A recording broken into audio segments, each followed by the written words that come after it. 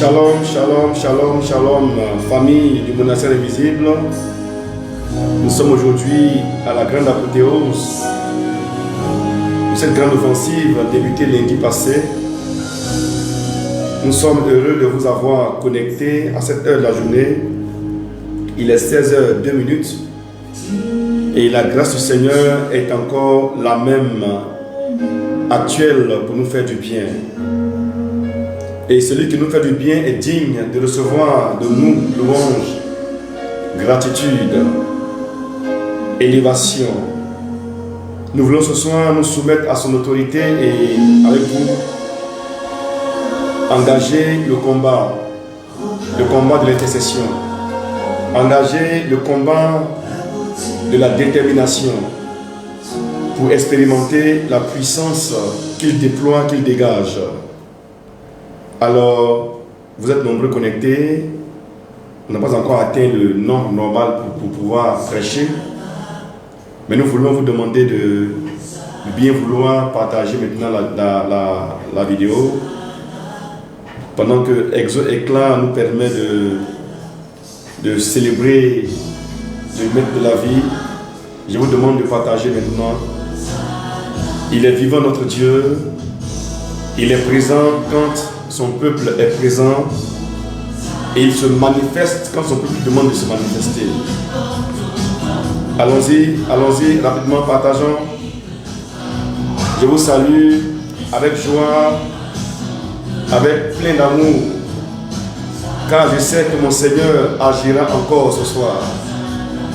On y va pour l'étape du partage et des partages. Je vois seulement 513 partages, c'est pas encore assez. Que chacun partage dans autant de groupes que possible. On y va. 551 partages, c'est pas encore assez. Allons-y, faisons monter les vaincus. Et puis pour ceux qui sont nouveaux sur la page, je leur demande de s'abonner et de cocher la cloche de notification favorite pour bien voir en premier. Bénissons le Seigneur. Shalom Berger, Esther Yankee depuis Bruxelles, en Belgique. Très bonne mission avec beaucoup d'onction, surtout là-bas à Christo Bolingo. Et salut également les frères et sœurs de Christo Bolingo connectés ce soir sur ce direct. Je salue nos frères et sœurs de l'Angleterre, ceux du Sénégal, du Gabon, du Congo, des deux Congos, du Burkina voisin, du Mali. Nous vous saluons avec beaucoup d'amour, beaucoup de fraternité. Notre Dieu est le même. Il se manifeste partout sur la terre. Nous sommes heureux de vous connaître à travers ce monastère invisible. Chacun de vous est un moine, chacune est une moniale. C'est-à-dire que nous sommes destinés à intercéder. C'est la vocation du moine. Intercéder pour l'Église, intercéder pour les nations, intercéder pour les hommes, intercéder pour l'évangélisation. Nous voulons ce soir que le ciel soit ouvert parce que le monastère est un mouvement. Les hommes connectés ne sont pas de simples consommateurs, mais les hommes en qui on investit la grâce par la révélation et qui s'engagent à lever la main instantanément. C'est souvent le prophétique, mes amis. Nous recevons et nous manifestons. Nous rencontrons et nous agissons. Parce que Dieu n'est pas le Dieu du futur. Il est un Dieu actuel. Il agit instantanément quand l'homme est ouvert. Quand l'homme est disponible et disposé, Dieu se déploie. Il est immensément riche. Il est plein et il est présent dans le quotidien de l'humanité. Nous le bénissons, mes amis, nous le bénissons pour vous. Nous le glorifions pour vous. Et allons-y rapidement avec les partages. J'attends mes 1000 personnes connectées et puis on commence à parler. Ce soir, c'est enseignement, la dernière étape, et puis grande prière de délivrance. On va prier pour tous vos différents cas, les cas de lien, les cas de blocage, les cas d'envoûtement, d'ensorcellement. C'est-à-dire qu'ils font des rêves qui se manifestent, qui voient des choses et puis après leur vie change. Ce soir, on va parler sur votre vie et Dieu va accomplir pour vous le miracle de la libération, le miracle de la délivrance. Pour ce faire, mes amis, étendons le règne par le partage. Étendons le règne par le partage. Étendons le règne de Dieu par le partage. Donnons autant d'espace au Seigneur pour déployer sa puissance. Présentons-lui nos familles, nos frères, nos connaissances, nos amis, nos projets. Présentons tout ce qui est cher à notre cœur au Seigneur ce soir.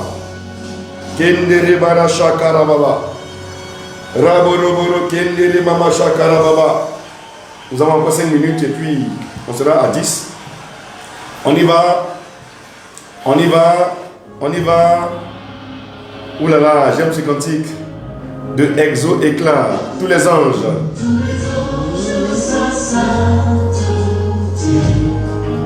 Alors on va commenter avec ton sujet de prière. On est à 1208 partages, c'est déjà bon. C'est déjà bon. Comme c'est l'apothéose, mettez en commentaire vos sujets de prière. On a commencé lundi, tu as mis, mais c'est encore là.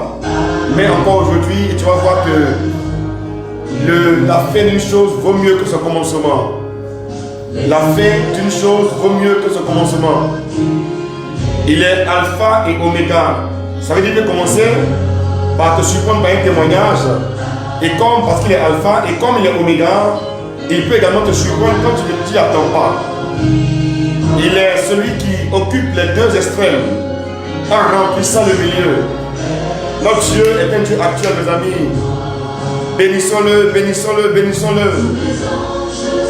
Comme les anges le louent, toi aussi tu peux le louer. Tu es plus qu'un ange. Tu es plus qu'un ange. Tu es l'image du Seigneur. Tu es sa ressemblance. Son esprit t'habite. Ce n'est pas un petit esprit qui t'habite, mais c'est l'esprit du Créateur. Donc l'esprit de la création. Bénis-le ce soir. Louons sa sainteté. Glorifions-le. Célébrons-le. Magnifions-le ce soir, mes amis.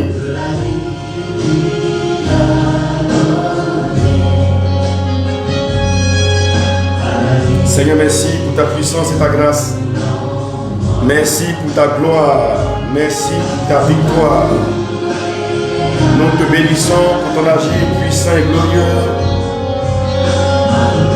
Tu es victorieux et tout puissant. Sois célébré, Seigneur. Pour ces âmes qui lèvent les mains, ces cœurs qui se disposent à t'écouter. Merci pour l'onction qui nous dispose maintenant. Merci pour la consolation, la restauration. Merci pour l'assurance que tu nous donnes. Oh, la crainte disparaît.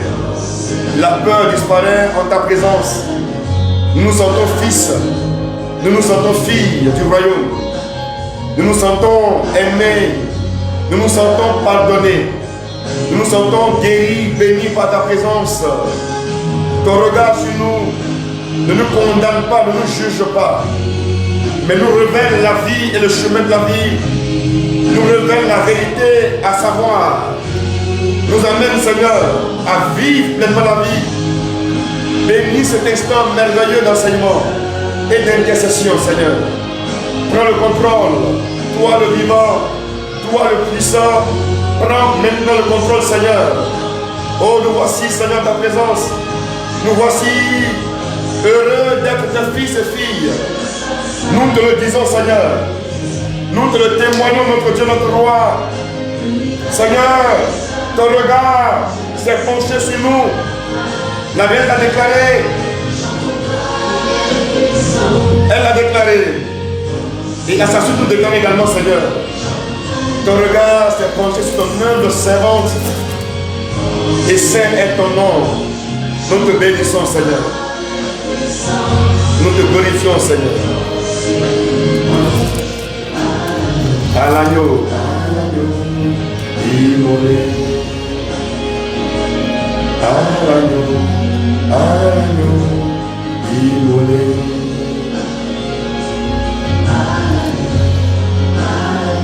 Voilà, le climat est tout trouvé. Hein. Dieu s'est épanoui dans la louange. Vous voyez, la Bible déclare qu'il siège. Il lève et établit son trône quand on le loue. Et nous bénissons Dieu pour Exo Éclat qui nous a permis ce soir de louer le Seigneur avec eux. Grâce à leur talent, à leur grâce répandue dans le monde entier, nous avons ce soir béni le Seigneur pour ouvrir ce temps. Nous vous demandons d'être très très à l'écoute, donc attentif. Shema Israël, écoute Israël. Donc écoutez les moines et les moniales ce soir. Dieu va nous parler. Pendant que Dieu te parle, il faudra également intercéder. Parce que ce que tu vis est important pour toi. Tu vois ton mari, tes enfants, ton projet, ton patron, tes collègues, tes chèques bloqués, tout ça. Soumets cela à l'intention de prière ce soir. Dieu va te parler et puis ton cœur sera dans le feu pour que tu intercèdes de manière fervente. Le Dieu d'Élie répondra par le feu ce soir. Nous voulons donner la parole à notre papa pour cette dernière étape de la première participation. Parce qu'après cette étape, il y a une autre étape qui va s'ouvrir. Soyez bénis d'être à l'écoute et puis tout à l'heure, je reviens prendre le micro. Gardez le sourire, il y a tout à l'heure.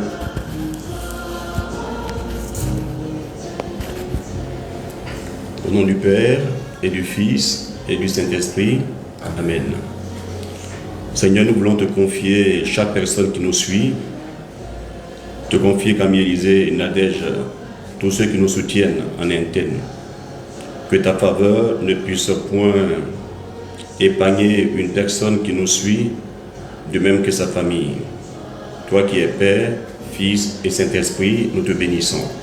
Amen. Alors, chers amis, nous vous saluons au nom du Père et du Fils et du Saint-Esprit. Aujourd'hui, dernier jour, est un virage où Dieu fera du bien à chacun de vous. Avec Dieu, c'est toujours un commencement nouveau, avec une faveur nouvelle. Je crois qu'aujourd'hui, je pourrais faire l'effort de le tenir dans le temps, parce qu'on aura toujours l'occasion d'enrichir tel ou tel point d'un enseignement accordé à nos frères. Ici, l'idée, c'est de vous amener à comprendre des choses et prendre des décisions. Que le Père vous bénisse et qu'il vous comble. Nous allons parler des signes par lesquels on peut reconnaître que quelqu'un est envoûté, mais surtout, la seconde phase, c'est de voir un peu la clé de la victoire en Christ. Parce que le dernier jour doit être consacré à la bonté du Père du ciel, que sa faveur, sa puissance se déploie de façon authentique. Merci Seigneur. J'espère que le son est bon, hein? Et puis que tout est clair. Voilà. J'ai mis moi-même ma tablette ici pour essayer de suivre un peu, pour ne pas être perdu. Voilà. On va lire ensemble ce texte-là qui me semble être le cœur de l'essentiel. Le cœur de l'essentiel. L'essentiel de l'essentiel. Voilà. Matthieu chapitre 9, le verset 31 au verset 33.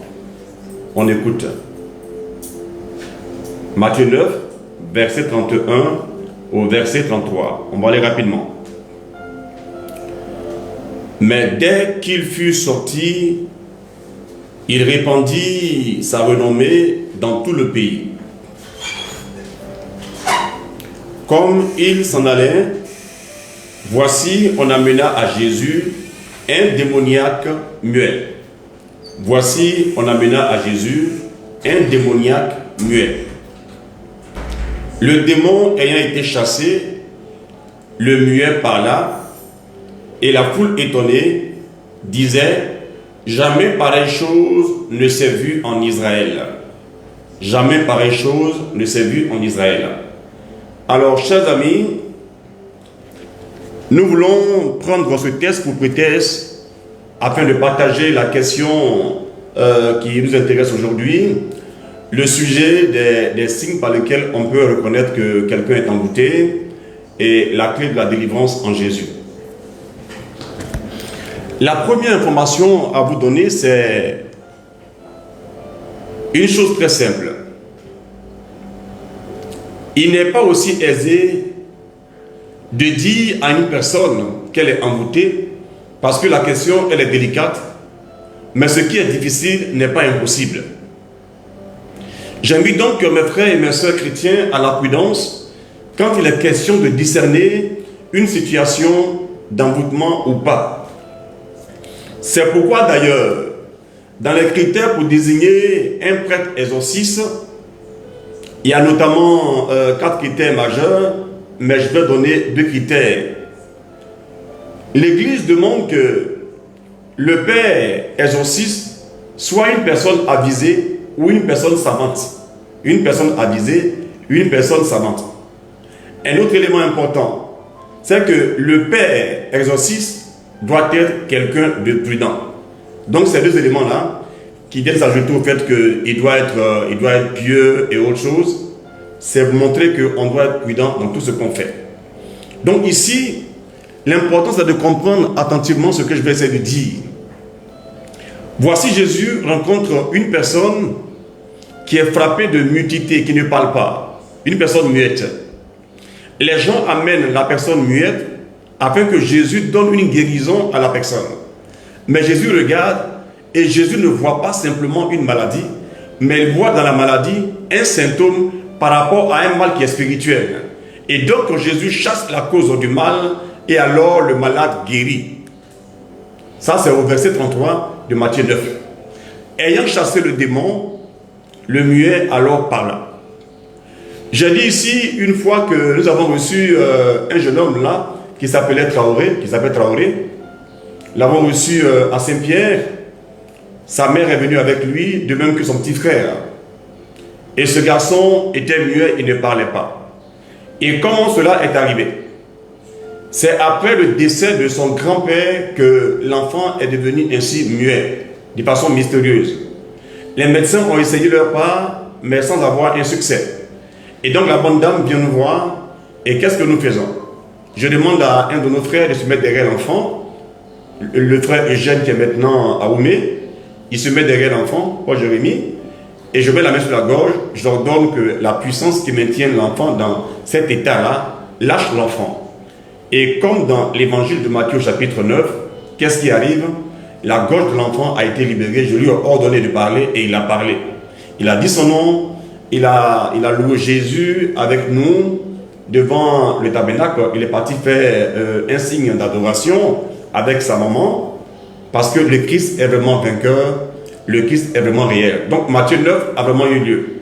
Juste pour dire que cet enfant était sous contrôle spirituel, mais il avait un mal physique.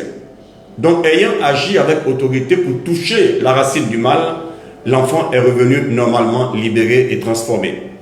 Exactement comme dans l'évangile de Matthieu chapitre 9 que nous avons lu ici.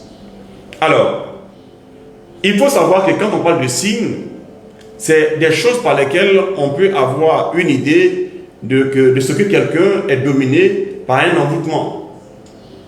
C'est compliqué, mais avec l'expérience, on peut avoir des indices. Et ceux qui ont l'expertise, tels que beaucoup de pères exorcistes, peuvent nous aider à avoir un peu de bons réflexes en la matière. Le premier élément à savoir, c'est que les signes de l'envoûtement que nous pouvons détecter sont d'abord fonction des formes d'envoûtement, pas dans le sens que j'ai expliqué la dernière fois, c'est-à-dire les techniques pour envoûter, mais quand je parle ici de forme, c'est par rapport au domaine d'application de l'envoûtement, voyez-vous. L'envoûtement peut être exercé par quelqu'un en vue de l'anéantissement social de la victime. Deuxièmement, il peut y avoir un envoûtement exercé sur le corps de l'individu, sur la dimension de la santé, c'est-à-dire donner une maladie au corps de la personne, ou quelque chose qui va donner, si vous voulez, attaquer la beauté de la personne, mais c'est purement physique, ou encore pire, enlever la vie de la personne, donc donner une mort naturelle, une mort littérale, on pourrait dire, une mort physique. Et troisièmement, il y a l'envoûtement pour le contrôle de la victime au profit de l'envoûteur. Ça fait trois éléments majeurs. On peut en trouver plusieurs formes, mais je m'arrête là, afin que nous puissions bien comprendre comment arriver à saisir les indices par lesquels on peut reconnaître qu'il y a un envoûtement quelque part. Puisque j'ai dit qu'on va axer notre effort sur trois angles, on parle d'envoûtement pour l'anéantissement social de la victime. On ne te tue pas, mais on te détruit dans ton être existentiel, et puis tu vis, mais tu n'es rien. Donc on te gâte. Pour parler comme les Ivoiriens, on te gâte, on t'abîme simplement. Et je dis encore aussi qu'il y a le fait d'attaquer le corps par une maladie, enlever la beauté du corps, ou même enlever la vie dans le corps et donner une mort littérale. Voyez-vous. Troisième élément, il y a le contrôle d'une personne, pas forcément pour un malade, ou bien te rendre pauvre, mais cette fois-ci, c'est un contrôle de la personne au profit de l'envoûteur. Et tout à l'heure, je vais l'expliquer. Touchant donc au premier élément qui est l'envoûtement pour l'anéantissement existentiel, l'anéantissement social de la personne, il faut remarquer une chose. Beaucoup d'exorcistes qui ont l'expérience disent que lorsqu'il y a un envoûtement quelque part, qu'est-ce qui arrive? Dans le comportement de la victime, il peut survenir un changement brusque de comportement. Un être humain, il naît de la part de Dieu avec un tempérament. Un être humain a sa manière de réagir et de faire des choses. Parmi nous, il y a des gens qui sont amorphes, ils sont très calmes, ils peuvent avoir un zèle, mais ils n'arrivent pas à être bruyants. Ils sont beaucoup posés, beaucoup calmes et un peu lents dans ce qu'ils font parce qu'ils sont amorphes. Il y a ceux qui sont sanguins, c'est-à-dire un peu impulsifs, un peu chaud, comme on le dit en Côte d'Ivoire ici, voyez-vous, parce qu'ils sont sanguins. Donc il y a plusieurs formes de caractère qu'on peut avoir. C'est dû à notre tempérament. Ce n'est pas dû à un démon. Donc naturellement, chacun a sa manière d'agir. Et donc, Si tu as un parent, un ami, un époux, tu le connais, tu sais comment est-ce qu'il est, tu connais son tempérament, et tu sais comment il agit, tu connais son éducation, qui vient ajouter quelque chose à son tempérament, tu connais sa spiritualité, qui vient ajouter quelque chose à son éducation. Parce qu'un être que je rencontre est en même temps tempérament, et en même temps sa culture, son éducation, et en même temps son expérience spirituelle, et aussi toute son histoire. Les blessures que la personne a encaissées, ça peut créer des mouvements dans ses réactions, ça peut donner raison à des façons de faire, voyez-vous.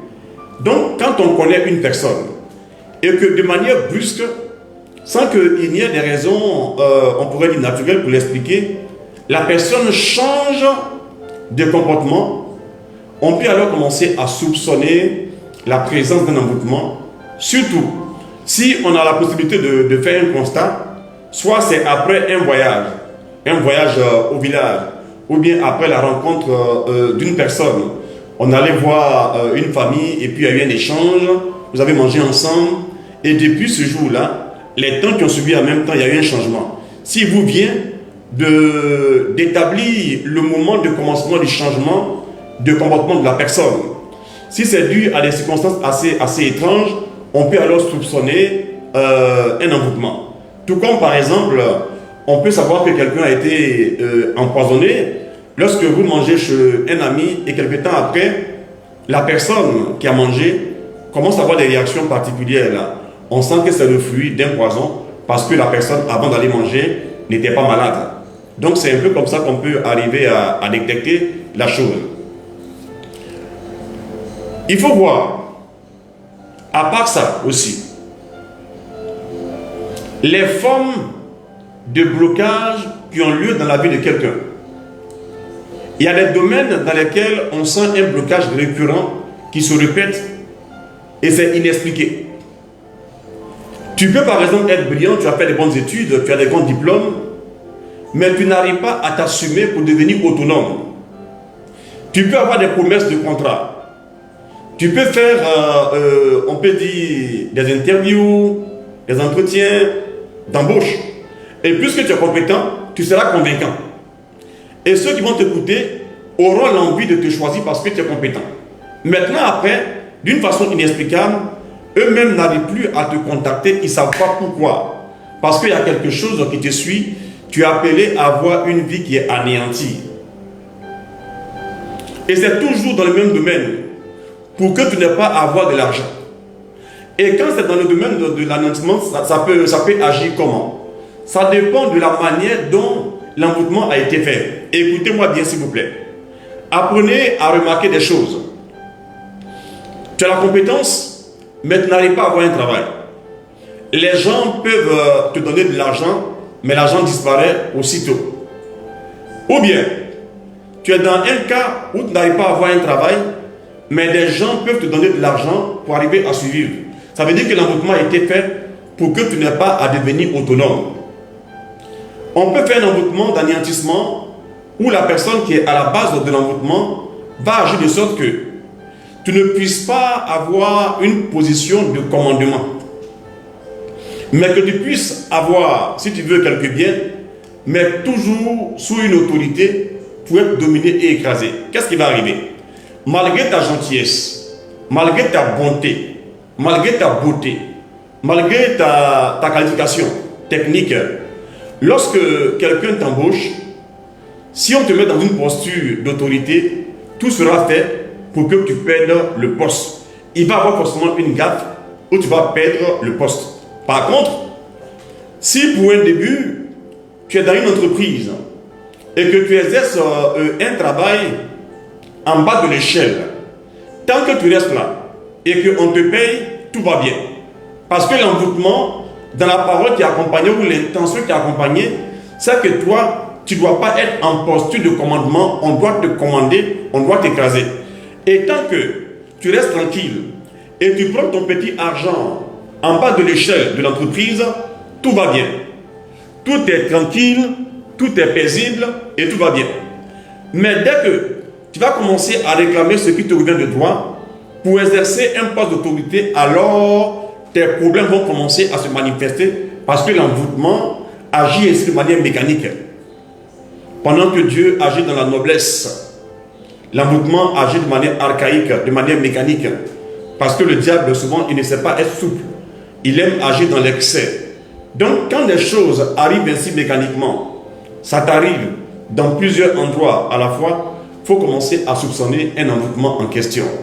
Ça, c'est dans l'anéantissement au niveau social. Ça peut agir dans le cadre, par exemple, du mariage. Si les gens qui ont travaillé, on t'a envoûté, pour que tu n'aies pas le bonheur d'avoir un foyer pour être un homme accompli, tu peux avoir des rapports sexuels avec des gens, comme un animal. Mais lorsque tu auras à cœur de pouvoir épouser une femme, te stabiliser, même si tu prends une bonne femme qui est sérieuse, elle va ignorer pourquoi. L'idée d'être avec toi dans un mariage va commencer à mettre dans son cœur une peur incroyable. Si elle s'entête et qu'elle entre dans le mariage en question, il va y avoir entre vous des crises de façon constante, de façon répétée. Et ces crises-là vont vous amener toujours au divorce. À chaque fois que tu vas essayer un mariage, ça ne marchera jamais. Il va y avoir rupture et après le cœur sera tellement blessé que tu n'auras même plus envie de te marier et tu vas commencer à avoir peur du mariage. Par contre, tu peux avoir des enfants, mais toi seul tu seras le père et la mère. Et donc on t'a déstabilisé ainsi dans le domaine du mariage. Donc il faut bien voir, lorsque dans ta vie là, il y a une chose qui se répète et que c'est inexplicable.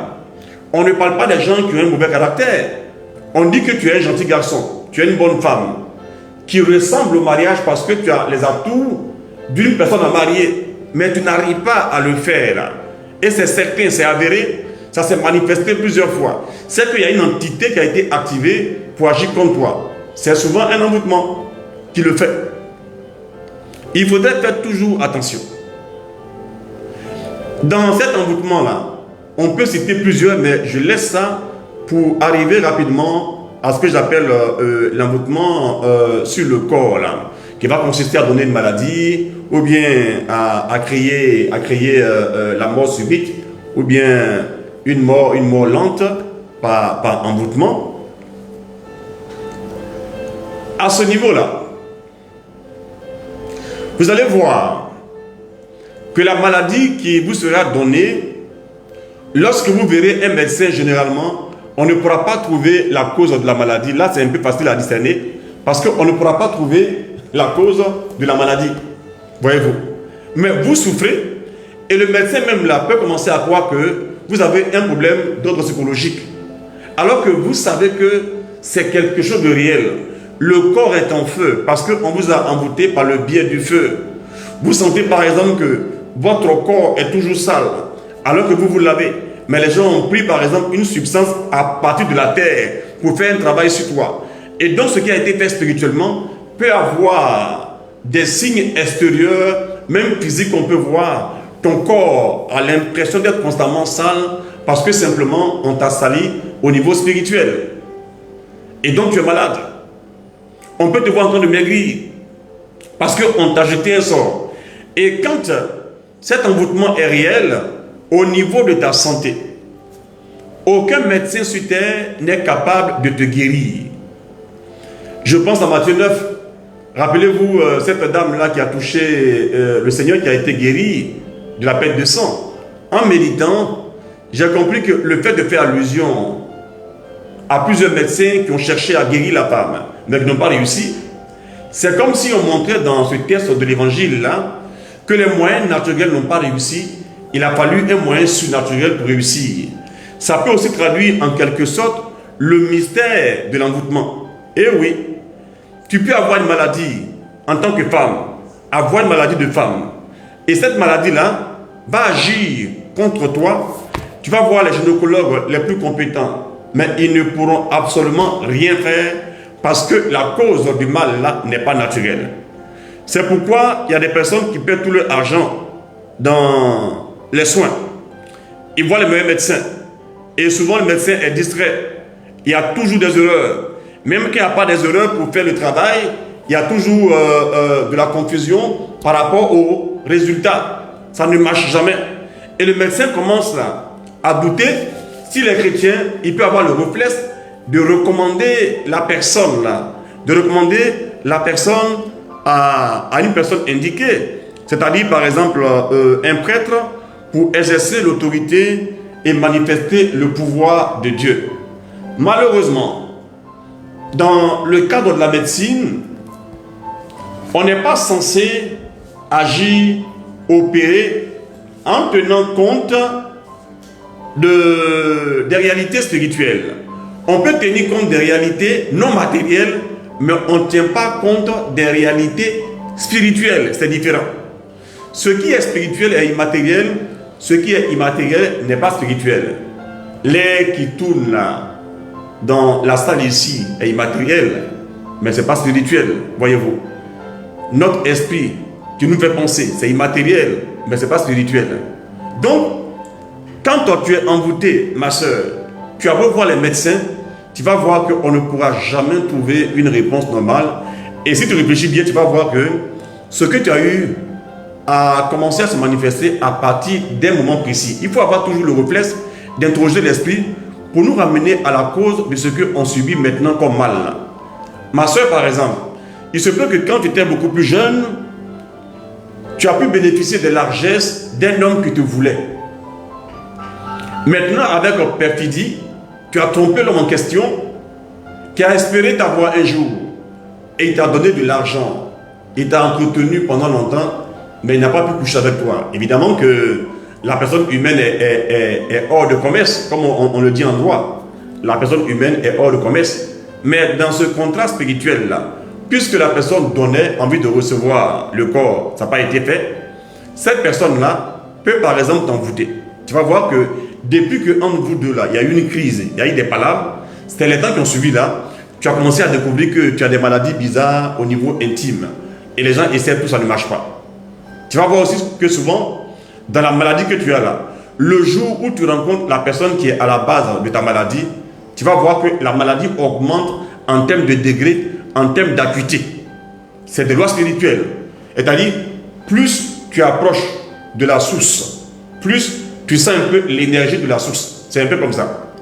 Quand tu es un peu loin de l'eau, tu peux sentir une étendue d'eau là, quelques fraîcheurs. Mais dès que tu approches, la fraîcheur augmente. Et c'est comme ça.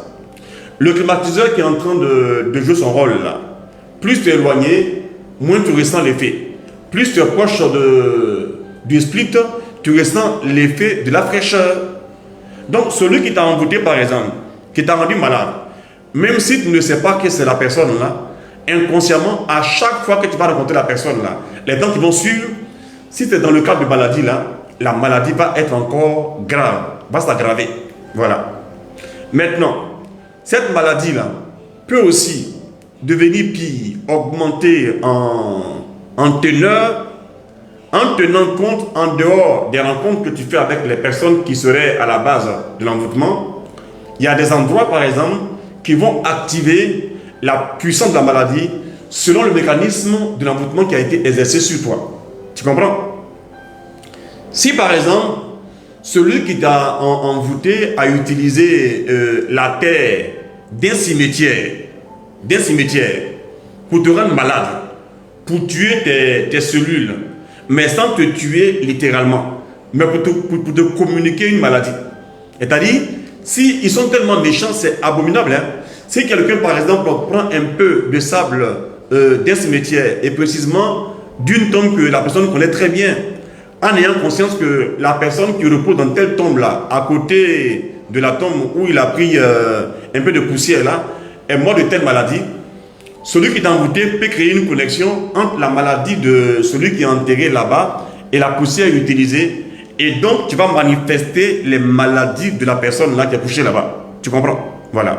Donc, le jour où il y a une cérémonie, tu as perdu un parent, tu as perdu un ami, tu vas à l'église, ça va un peu. Mais dès que vous arrivez au cimetière, quand tu quittes le cimetière là, ta maladie augmente parce que simplement, dans le principe d'opération, les gens ont utilisé une terre d'un cimetière, une poussière d'un cimetière pour t'agresser. Si par malheur, la poussière du cimetière où le sable a été ramassé, si tes pieds arrivent là-bas, pour une raison ou pour une autre. Imaginez par exemple ici à Abidjan. La plupart, les gens vont dans les mêmes endroits pour enterrer les personnes, à peu près. Donc il peut arriver que celui qui fait un rituel aille prendre un peu de poussière dans un cimetière, dans un endroit bien précis là, pour faire un travail sur toi. Tu vois par exemple que ta peau est toujours bizarre, quand tu te laves, comme s'il y a la poussière sur toi, tu ressens que tu es devenu pâle, tu perds ta lueur, parce que c'est l'esprit de mort là qui a été utilisé pour éteindre ta lueur. Si tu es très belle, on va voir en toi quelque chose de pâle sur le visage. Et puis en même temps, à l'intérieur, tu sens une confusion, comme l'ombre de la mort. Et quand tu vas dormir, tu vas sentir entre griffes les vibrations de ce que tu subis en rêve. Tu seras toujours au cimetière. Pour un oui, pour un non, tu es au cimetière. Tu as perdu tes vêtements, tu ne sais pas où aller. Tu es au cimetière. Tu es couché au sol, tu es au cimetière. Tu es en train de jouer avec des gens sur le sol, tu es au cimetière. On te pique avec des choses, tu es au cimetière. Donc ce que tu vas voir en rêve, ce que tu vas vivre dans le corps, c'est des indices qui vont t'amener à réfléchir. Et si tes pieds vont dans le même endroit où les gens ont pris la poussière du cimetière pour faire un travail sur toi, alors là, l'emprise de la maladie va augmenter plus rapidement, plus puissamment, parce que c'est une loi. C'est comme ça que les choses marchent. Et la maladie va rester ainsi. Donc, si la médecine n'arrive pas à trouver une réponse à ça, et que tu remarques que quand tu vas par exemple à la messe le dimanche, là, tu as l'impression que tu es soulagé pendant un moment, et quand tu reviens à la maison, le soir, les choses reprennent. Soit le soir, les choses reprennent parce que la personne là a fait un travail sur toi en pleine nuit, ou bien a souhaité que ta vie soit une nuit. Et donc, la nuit va évoquer le déclenchement de ton malheur qui symboliquement devient une autre nuit. C'est-à-dire la difficulté et la souffrance. Donc, c'est en faisant attention qu'on peut arriver à détecter cela, mais bien sûr, je le recommande constamment dans la prière et dans la prudence. Il ne faut pas aller trop vite en besogne. Donc, la personne qui est envoûtée là, qui perd sa lumière à l'extérieur, quand c'est un problème de santé ou même d'anéantissement social, tu perds ta lumière. Tu comprends? Tu perds ta lumière. Il y a des gens, quand tu les vois, il y a comme quelque chose de beau qui se détache du visage, en dehors même de la beauté physique. Mais quand tu es envoûté, cette lueur-là va disparaître, comme je l'ai dit. Et puis aussi à l'intérieur, ta joie que tu as là, ça disparaît. Tu peux par exemple être malade alors que ce n'est pas un envoûtement. Ça peut être une simple épreuve. Pas que Dieu aime la maladie, mais il peut avoir une épreuve de maladie. Et quand tu es dans l'affaire, même dans la maladie, tu peux irradier comme Marthe Robin. Tu peux être lumineux ou lumineuse. On dit que tu es malade, mais quand on te voit, les gens sentent une joie, une paix bizarre. C'est le signe que là, il n'y a pas d'envoûtement. Donc le diable se respecte. Quand le démon est dans une affaire, son odeur reste dans l'affaire où il est, parce que chaque entité spirituelle qui agit doit laisser sa signature, c'est une obligation spirituelle. C'est pourquoi, par exemple, quand les gens opèrent dans la dimension surnaturelle pour faire le mal à quelqu'un, ils disent des mots pour se présenter. Imagine par exemple que ton père, pas ton père, ton oncle veut t'attaquer. C'est un oncle maternel ou bien un oncle maternel ou paternel, là ça dépend. Quand il veut t'attaquer là, avant d'appeler les esprits, il se présente lui-même. Il va dire, je m'appelle Tant, fils de Tant, frère de Tant. Parce qu'il veut attaquer son enfant, hein. Frère de Tant. Par le lien du sang là, quoi. J'envoie tel machin sur toi et puis l'opération se fait. Vous comprenez ça? L'opération se fait. Donc, quand vous voyez que les choses se passent ainsi, vous verrez la différence entre la température de Dieu, la signature de Dieu et la signature du diable. J'ai dit ça parce que je voulais seulement expliquer le fait que l'intérieur joue aussi un grand rôle. Quand tu es envoûté, ton âme ne sera pas en paix. Si tu as une maladie qui est un joug, tu as une maladie qui est causée par un envoûtement, que tu veuilles ou pas, ton cœur ne sera pas en paix. Tu peux ne pas croire en l'envoûtement, mais ton cœur sera dans un état sombre, comme j'ai expliqué un peu hier. C'est comme ça marche. Mais quand c'est Dieu, tu vas avoir une lumière à l'extérieur alors que tu es malade. On peut voir des gens malades, des prêtres malades, des hommes de Dieu qui sont malades, ça peut arriver. Mais ça peut être une épreuve qui traverse, mais leur visage va dégager une lueur qu'on n'arrive pas à comprendre. Et puis leur intérieur est dans la sérénité et la paix. C'est un signal pour dire c'est quoi le fondement de ce qui agit maintenant. Quand c'est un envoûtement, l'intérieur de la personne sent un joug, comme s'il y a un désespoir, comme si on ne peut pas espérer bien plus loin que ce que je vois maintenant là. Il y a un travail ici à l'intérieur. Si même tu es un chrétien et que tu es envoûté, ton état intérieur sera comme ça. Devant les gens, tu peux dire, oh, c'est pas grave, Dieu est vivant, Dieu va agir, mais ton âme ne sera pas en paix, parce que la paix est le fruit de l'Esprit Saint et non point du diable et de la chair. Voyez-vous? Donc il faut comprendre ça comme ça. Pour parler un peu de la noirceur intérieure, l'éclat intérieur qu'on paie, l'éclat extérieur qu'on paie, et la lumière intérieure aussi qu'on perd. Donc le sentiment d'être dans un tout. C'est-à-dire, l'être humain ressent des énergies, qu'on puisse le croire ou pas, c'est comme ça. Il y a des gens, quand tu les rencontres, tu es en joie, tu ne sais pas pourquoi. Parce qu'il y a une sympathie mystérieuse entre vous deux. Il y a des gens, par exemple, aussi, quand tu les vois, tu savais que tu n'es pas à l'aise. On parle d'antipathie, tu vois. Donc, il y a l'empathie et puis il y a l'antipathie, tu vois. Il y a l'empathie avec des gens et puis l'antipathie inexpliquée avec des personnes parce que c'est une affaire d'énergie qu'on échange ensemble. Donc, pour faire bref, je vais toucher, par exemple, au troisième point où c'est un envoûtement de contrôle. Un envoûtement de contrôle. J'ai parlé de crise là tout à l'heure, là, maléfique à travers la maladie qui peut s'amplifier par rapport à la rencontre de telle personne ou bien à la fréquentation de tel lieu, tel que les cimetières et autres. Ça vous aide à comprendre ça. Il y a des gens, quand ils vont au bord de l'eau, leur maladie augmente après. Mais quand ils vont au bord de la mer précisément, leur maladie commence à s'aggraver. Leur cas devient encore pire. On a compris ça. Je tombe rapidement sur le cas des envoûtements de contrôle au profit de l'envoûteur. Envoûtement de contrôle au profit de l'envoûteur. Cette forme d'envoûtement, si on fait attention, c'est facile à repérer qu'il y a un envoûtement. Parce que dedans, il n'y a pas de cohérence toujours. Imaginez par exemple quelqu'un qui a du caractère, d'accord? Et puis c'est un bosseur. Il crée une entreprise, ça marche bien, il a du caractère. Il donne des ordres aux gens, il mène vraiment l'équipe correctement, et puis il booste tout, il est courageux, il sait ce qu'il veut. Par nature, il est un peu entêté, il n'aime pas se laisser faire, se laisser mener du bout du nez, il n'est pas comme ça. Et puis un jour, ce monsieur embauche quelqu'un qui est son chauffeur. Parce qu'il est un peu trop occupé, son chauffeur simplement, ou bien son coursier. Quelqu'un qui n'est même pas important dans le service en termes d'autorité.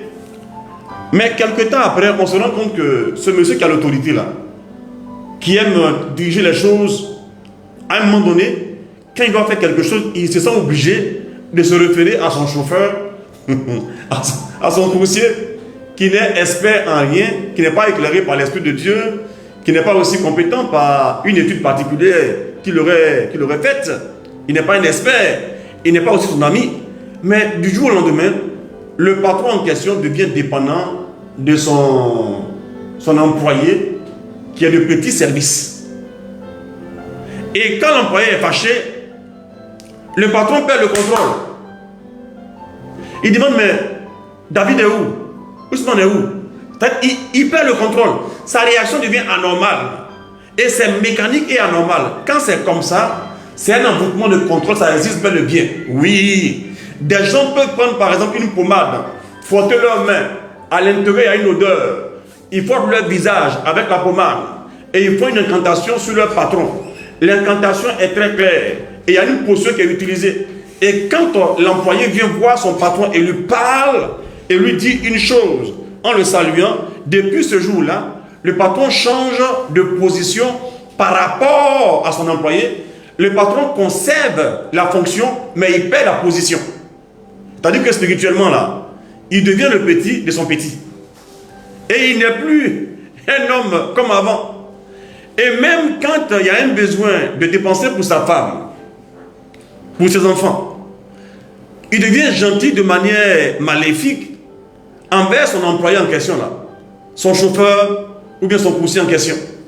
Tant qu'il n'a pas réglé les problèmes là, de son coursier, de son chauffeur, il ne peut pas réagir de manière favorable envers sa femme et ses enfants, alors que c'est un homme qui est cartésien, un homme qui est normal. Donc il change radicalement parce qu'il est dans une position de domination, de contrôle. J'espère que le son est bon et que l'image est claire. Voyez-vous, c'est des choses comme ça qu'il faut comprendre. Si ton mari est dans cet état-là, il ne faut pas commencer à le gronder. Écoutez bien maintenant ce que je vais dire.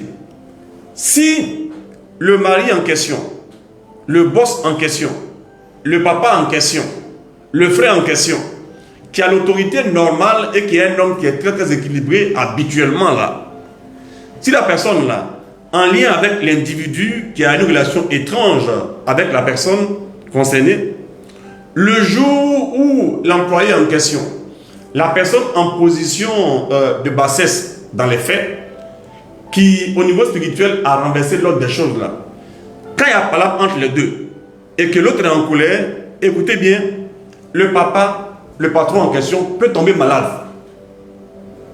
Peut tomber malade. Tout comme un enfant dans la relation naturelle là, quand son papa n'est pas content de lui, il peut faire une crise et puis être malade. Quand son père le prend, quelque temps après il guérit. Parce que les choses sont renversées au niveau spirituel. C'est des pouvoirs qui existent bel et bien. Il y a des gens, par exemple, tu construis une maison, ils viennent négocier avec toi pour dormir dans un petit endroit dans la maison qui est en construction. Quand ça va finir, il va partir et il ne paye pas. Il fait un rituel dans la maison en question. Toi, les propriétaires, là, quand tu viens là, ton esprit quitte sur construire la maison et le gars dort là jusqu'à 20 ans, 30 ans après là. Tu n'as encore pas fait ton travail en question et tu as peur de lui parler. Il envoie les femmes qu'il veut là-bas, il fait ce qu'il veut là-bas. Quand tu le vois là, tu ne peux rien dire parce qu'il y a un pouvoir pour te contrôler. Tu peux avoir un bon boulot. Tu peux avoir un bon mari. Tu peux beaucoup voyager. Quelqu'un t'envoûte. C'est ta petite soeur, c'est ta grande soeur, c'est ta cousine, c'est une amie. C'est toi là qui va mettre les enfants à l'école, c'est-à-dire qu'elle elle accouche des enfants. Toi, tu les mets à l'école, toi, tu les gères. Et puis le jour où tu es un peu en retard, quand elle se fâche là, tu sens une urgence. Tu peux réagir pour dire, mais tu aimes tout ça. Mais dans ta réaction, on va sentir un petit devant son grand, ou bien une petite devant sa grande, alors que c'est l'inverse. Donc, à ce niveau-là, on reconnaît aisément l'envoûtement. Et comme Dieu est bon, et que l'homme naturellement est dans l'échange d'énergie, comme je l'ai dit, dans l'antipathie et puis l'empathie, quand tu vas dormir souvent, tu peux te voir comme bébé dans la main de la personne. Tu te vois comme un chien entraîné par la personne. Il y a des scènes que tu vas voir qui sont symboliques de la misture qui a été utilisée pour atteindre ce résultat en question. Voyez-vous? Parce que tout est question de loi. La personne a dû utiliser des substances particulières pour faire le travail là. Ça peut te revenir en rêve. Ou bien quand tu es souvent assis là, il y a des flashs qu'on peut recevoir dans le spirituel. Même quand on n'est pas forcément quelqu'un qui est initié. On peut avoir des impressions, comme si on voyait son visage. Et si tu connais une personne de ce genre-là, qui vit ça, je vous dis une chose, ne cherchez jamais à le contrarier pour le conscientiser. Non. Il faut l'éviter. Parce que, voici un principe. Quand c'est un envoûtement de contrôle, le cerveau de la personne contrôlée, qui est une personne brillante, peut réfléchir en toute chose de manière correcte, sauf dans la matière qui concerne la relation avec l'individu.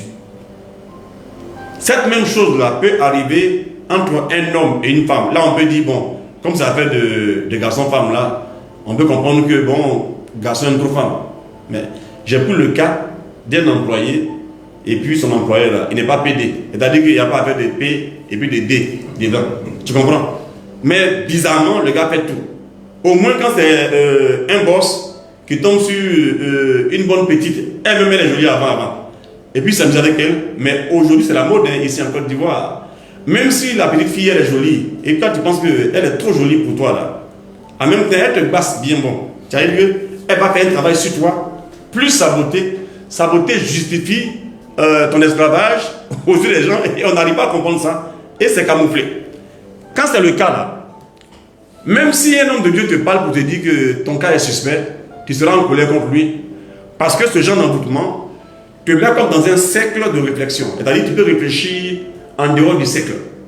Le cercle de l'envoûtement que tu lis à la personne, si tu es un homme par rapport à une jeune femme alors que tu es marié, ou bien un patron par rapport à ton employé, tout ça, alors que tu es le boss qui doit commander, le cercle de relation là, tu es convaincu à 100% que tout va bien. Tu es le seul à voir que tout va bien, mais ta femme, tes frères, tes amis voient que tu as changé. Mais tu penses qu'ils sont devenus compliqués. Donc, ton esprit est comme embrigadé, emprisonné, et tu n'arrives pas à comprendre que toi-même là, tu es bizarre maintenant et qu'on ne peut plus te comprendre. C'est un signe d'un envoûtement. Et quand c'est comme ça, si tu es normal et que tu es un papa dont le fils a ainsi réussi, ou bien une maman, ou bien une femme de l'homme en question, il faut commencer déjà à entrer dans la prière sans contrarier la personne, sans chercher à juger, mais à entrer dans la prière et à invoquer le sang de Jésus. Plus tu vas prier ardemment, il va avoir un genre de secousse qui va se manifester. Il va devenir plus virulent, plus brutal, de manière inexpliquée. Parce que quand un poulet veut mourir, là, c'est là que le poulet commence à se débattre. Mais quand tu es spirituel, tu sais attendre. Dans le calme et la confiance réside notre force. Isaïe 30, verset 15. Donc, quand tu pries pour ton mari, tu pries aussi pour ton fils en question, ou pour ton père en question, qui est dominé et contrôlé par l'envoûtement de contrôle là dont j'ai parlé. Quand tu pries ainsi ardemment et que tu le vois dans ton esprit tel qu'il est, selon Dieu, avec le temps, après la crise de grande colère, de grande violence, la personne va commencer à baisser dans la réaction anormale. Et puis un jour, elle va te dire, mais j'ai changé un peu, on dirait. Dès que la personne commence à prendre conscience qu'elle a changé, que ça ne va pas, c'est le démarrage de sa délivrance qui a commencé comme ça. C'est des choses à comprendre et à savoir. Donc, faisons attention aux genres de rêves qu'on peut faire. Ça peut indiquer des choses. Et puis, ces choses bizarres que j'ai expliquées, qui arrivent de manière récurrente dans un domaine précis, ou bien des choses qui arrivent de manière cyclique dans notre vie, tout ça, on doit en tenir compte pour arriver à voir que quelque chose ne va pas. Mais un chrétien normal, malgré tout ce que j'ai dit, comme les petits pains ou les poissons donnés à Jésus, il faut que Jésus puisse les multiplier.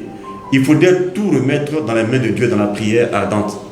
Quand tu pries de manière ardente, pas pour aller faire palabre, pour voir qui est à la base, pour que je puisse arriver à me venger. Non, non. Quand tu pries, c'est pour voir qu'est-ce qui ne va pas. Et Dieu qui est sage se charge de te montrer ce qu'il doit montrer.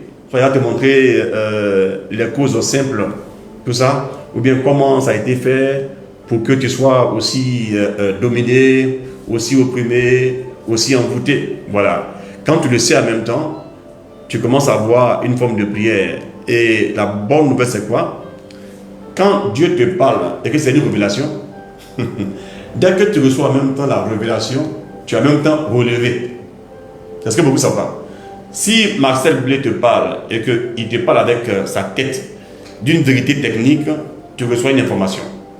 Mais si pendant que je t'explique une chose spirituelle, l'Esprit de Dieu entre dedans pour te l'expliquer en même temps, ce que tu entends et que tu reçois en même temps te donne libération et restauration, ou au moins un début de délivrance. C'est pourquoi, pendant que tu m'entends, on va prier ensemble. Il se passe en toi quelque chose. Je sais que depuis le commencement, il y a encore beaucoup à dire, c'est vrai. Mais le peu qui a été dit a commencé à déclencher des choses dans le cœur des personnes pour leur restauration. J'en suis vraiment fier. Je suis vraiment tellement content de ça. Et pendant que tu m'entends, l'esprit qui est en toi, qui t'a maintenu dans l'envoûtement, est toujours un esprit inférieur. Les esprits d'envoûtement sont des esprits inférieurs par rapport à l'esprit qui est en nous, qui est l'esprit du bien. Ce qui est maléfique est toujours inférieur à ce qui est bénéfique. C'est une loi spirituelle. Et pendant que tu m'as entendu, si la joie commence à gagner ton cœur, alors que depuis 16 ans, depuis 5 ans, depuis 3 ans, depuis 1 an, tu vis l'amertume intérieure, c'est le signe que la fondation qui est l'autel a commencé à être brisée. Il n'y a rien de désespéré, tu vois. Toi-même là qui m'entends, tu es avec un homme, tu n'aimes pas ce qu'il fait, tu peux aller travailler ailleurs pour avoir un bon boulot, tu as un grand diplôme. mais tu sens obligé, le gars est âgé, hein, il est bien vieux, tout ça, mais il vient te faire des choses que tu n'aimes pas, mais tu es comme obligé de subir ça, tu vois, des choses vraiment incroyables, et tu sens que tu es vraiment esclave, mais pendant que tu m'entends, tu sens que tu n'es plus sale, parce que tu n'as jamais été sale, mais l'envoûtement donne l'impression que tu n'es pas ce que tu es. Non, tu as toujours été un enfant de Dieu, une fille de Dieu, qui est imprégné de la gloire du Seigneur.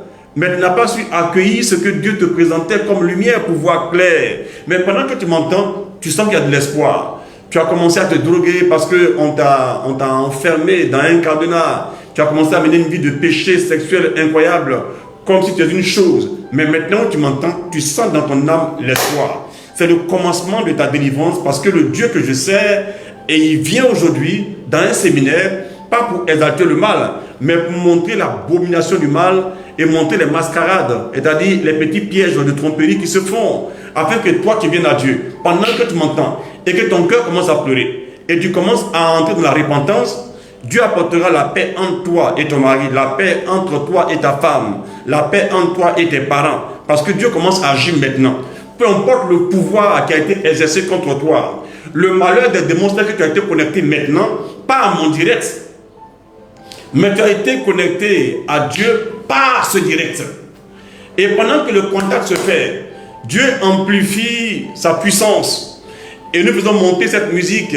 Dieu amplifie son onction. Sa grâce commence ainsi à agir. Lève tes mains de là où tu es. Mets-toi à genoux si tu veux aussi. Et commence à te repentir, à voir ce qui ne va pas. Et commence à demander pardon aussi à Dieu pour le mal que tu as fait aux autres parce que tu t'es contrôlé.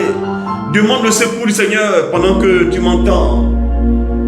Sa force est en train d'agir. Disposez-vous. On est seulement 1300 personnes connectées. Mais c'est assez grand pour répandre la puissance de Dieu. Vous levez le cœur vers le Seigneur et voyez le pouvoir de la croix. Tout œil le verra. Celui qui a été crucifié pour notre salut. Il est pendu au bois, crucifié au bois, suspendu. Pour que ta vie soit élevée en dignité, il se fait malédiction. Pour que toi, tu sois bénédiction. Un grand pouvoir, celui de Dieu, est sur le point de descendre dans une autorité qui brise le joug.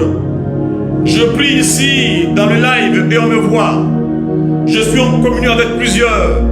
Et je prie aussi avec Camille Élysée dans le bureau. Nous lèverons ensemble la voix.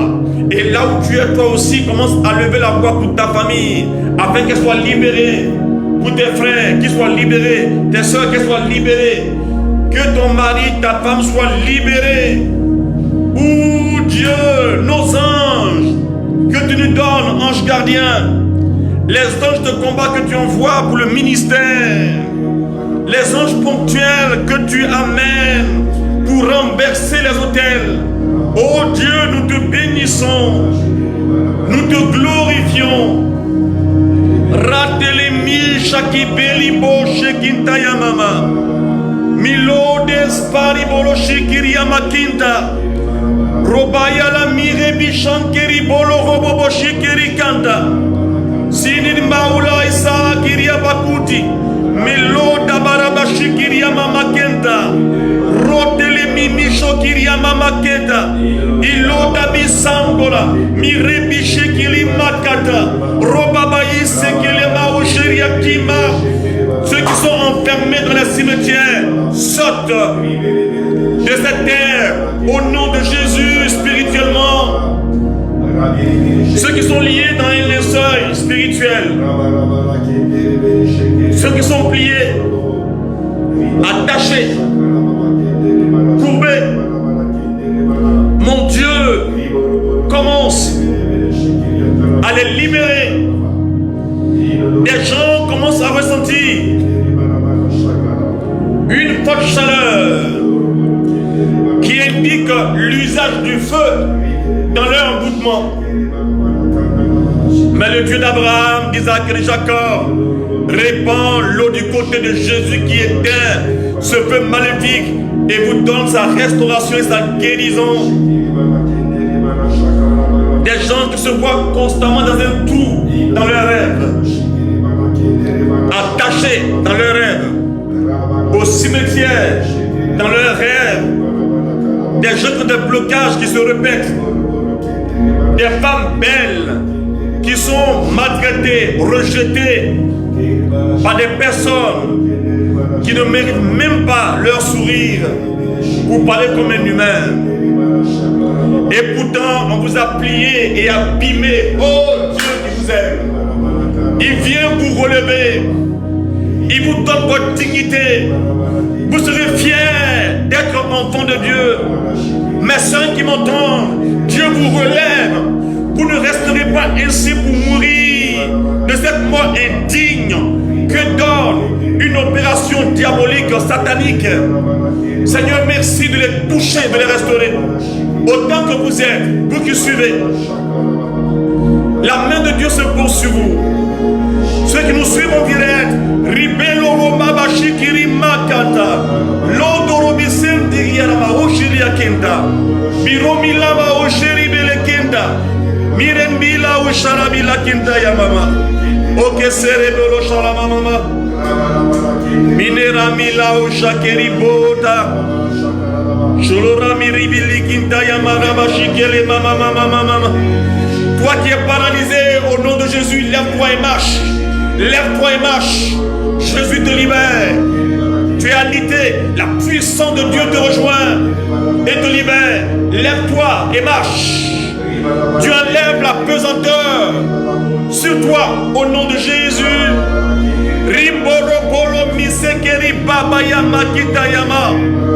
Toi qu'on a renvoyé injustement, tu reviens à ton travail au nom de Jésus.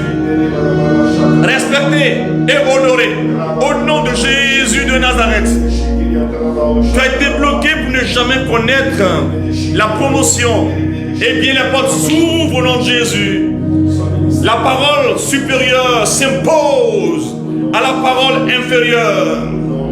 Il n'est pas juste que l'esclave soit sur le cheval et que le prince marche à terre. L'ordre des choses ont été renversées, les choses renversées. La main de Dieu intervient en ta faveur pour remettre tout à l'endroit. Ta dignité te revient. Ton mari devient un homme et un vrai chef, un vrai patron. Tu retrouves l'harmonie d'un père normal, d'une maman normale, d'un travail normal, d'une dignité normale. Le mariage vient vers toi de manière correcte au nom de Jésus de Nazareth. Roye bele shakiba ute kileme shikanteria baut. Bino sibai degeleri shakie miriba. Bintolomo robolobo sikeriba kenta. La shakibiria kanta. Toi-même ouvre la bouche et parle avec autorité. Tu n'es plus la même personne dominée. Parle avec autorité à ta vie, aux situations. Relève tout, renverse les autels, manifeste la gloire de ton Père. Fais-le. Nous arrêterons dans quelques minutes, dans quelques 3 minutes. Fais-le. La puissance se répand. Les bonnes nouvelles descendent sur vous. Vos rêves sont renouvelés, purifiés au nom de Jésus. Rindele sakora mai shakiri babakanta. Melodi baribele shakiri meta ki sarababa. Bindolara mishela mila keri bala usharakila. Osatile miribele kantia samaraut. Biondila ushakiri meketa bababa. Oh, je vois et je sais que tout est accompli. Les signes de restauration physique, de restauration sociale, de perte de contrôle d'autrui suite ta vie. Merci mon Dieu pour ce qui se fait.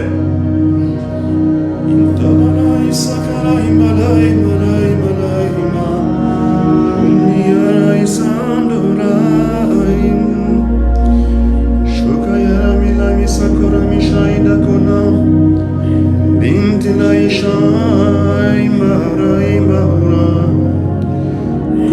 malaya milena shodinen malai shako baintalara mila mishakura bayondoro mahada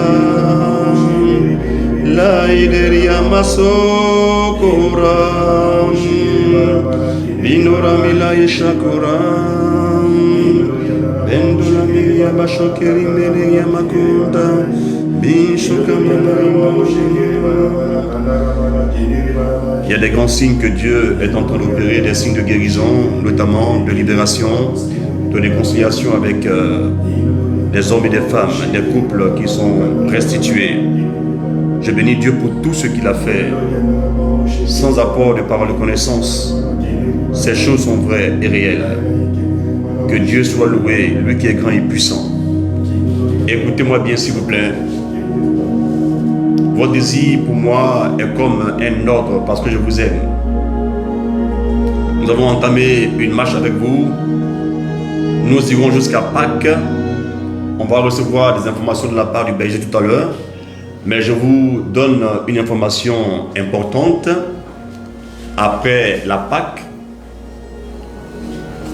le 19,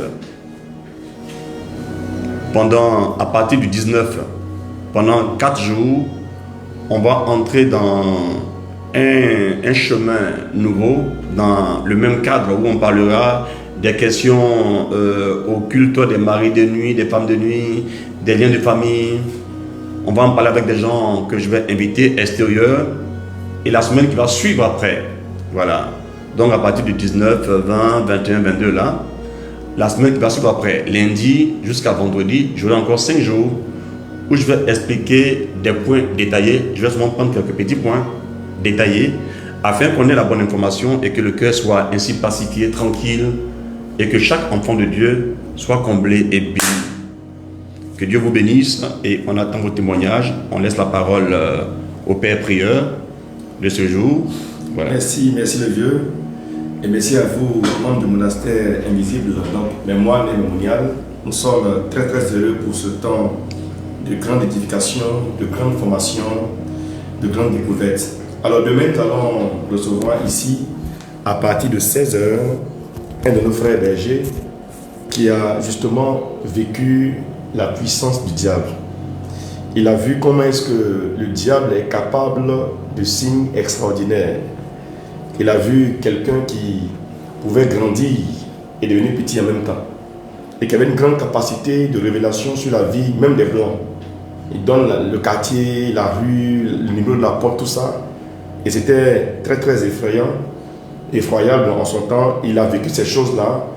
Et pour lui, il ne croyait pas que Dieu soit autant capable et autant puissant. Et il a vécu également la puissance du Seigneur à travers un berger du renouveau charismatique. Il était venu pour tester un peu quoi. Et puis, il a pris des bains. Et depuis lors, il est devenu chrétien, catholique, baptisé, confirmé et fils de l'homme de Dieu qu'il était allé tenter. Pour vous dire que quand tu prends ton baptême au sérieux, ta vie de prière au sérieux, peu importe que tu sois catholique, pentecôtiste, évangélique, si ton cœur est connecté à Jésus de Nazareth, tu déploies la même puissance révélée dans les évangiles. Et donc demain, il en parlera, il va dire un peu comment est-ce que le démon s'est manifesté et comment Dieu a la suprématie depuis qu'il est devenu chrétien. Donc demain, à partir de 15h, 16h jusqu'à 17h, il va rendre son témoignage et avec lui, on va prier fortement pour que les personnes qui sont sous emprise justement de ces forces du mal, qui sont séduites par l'excellence des dons démoniaques, puissent revenir à la lumière et qu'ils voient clairement leur vie. Et à partir de lundi, on va recevoir 3 dames de feu. Dis en commentaire, j'attends les 3 dames de feu. Parce que mes amis, dans le ministère de Jésus, j'avais des femmes qui le soutenaient, qui jouaient un rôle très important. Et j'ai dit monial, j'ai dit moine. Pour dire que dans la fête de Dieu, là, la prière n'est pas seulement réservée qu'aux hommes, elle est réservée aux croyants. Et dans le croyant, là, il y a femme, il y a garçon. C'est pourquoi il y a eu Sarah et puis il y a eu Abraham. Donc pour vous dire, mes amis, que Dieu compte tout cœur qui se donne à lui. Et on va recevoir 3 femmes de feu qui vont nous donner un grand enseignement, une grande exhortation suivie d'un grand temps de prière prophétique à la demande générale, ma bien-aimée sœur Berger Lika Shalom fera son retour dans le monastère invisible. Après la Berger Lika Shalom, on va recevoir la femme d'un diacre permanent. C'est mon oncle. Il est le fondateur de la communauté catholique, mais qu'est-ce qu'il dit? Communauté catholique des enfants de Padre Pio. Son épouse sera avec nous à partir de la semaine prochaine également. Et on va recevoir à partir du jeudi, vendredi, une grande bergère, la bergère Raymonde, qui est de la Guyane, c'est ça non? Viviane. Viviane de la Guyane, la Guyane française. Donc elle sera connectée avec nous. La semaine d'après, on va recevoir 2 prêtres prophétiques. Je les aime tellement, ils sont de la folie charismatique, mais avec la lucidité ecclésiale. Ils ont vécu le feu de la Pentecôte, mais ils rentrent cela, ça sort comme ça sort avec eux. Ça sort comme ça sort. Ils voient clair, ils ont des paroles de déclaration puissantes, mais ils sont très très prêtres, très très catholiques. Ils respectent leur expérience, mais ils respectent également leur formation. Et on va les recevoir également au monastère invisible. En fait, ici, c'est une plateforme où toutes les expériences charismatiques sont données à nos frères et sœurs qui, de par le monde, se connectent. C'est pourquoi, mes amis, soyez vraiment de vrais partenaires à cette initiative du monastère invisible, en étant de vrais prieurs pour ceux qui vous parlent. De vraies prières pour nos familles également, nos affaires, et pour que l'onction se déploie fortement avec vous, qui êtes désormais nos alliés. Donc, partagez la vidéo maintenant, laissez en commentaire vos sujets de prière. On va prier dessus après également, selon un fait prophétique. Et puis, pour les témoignages, appelez Nadège. Elle est vraiment disponible. Ma fille, là, elle m'étonne de jour en jour. Elle est multitâche, elle est plus que garçon. Donc, envoyez-lui les témoignages au plus 225 05 54 816 816. Je reprends, plus 225 05 54 816 816. Alors, merci beaucoup le vieux.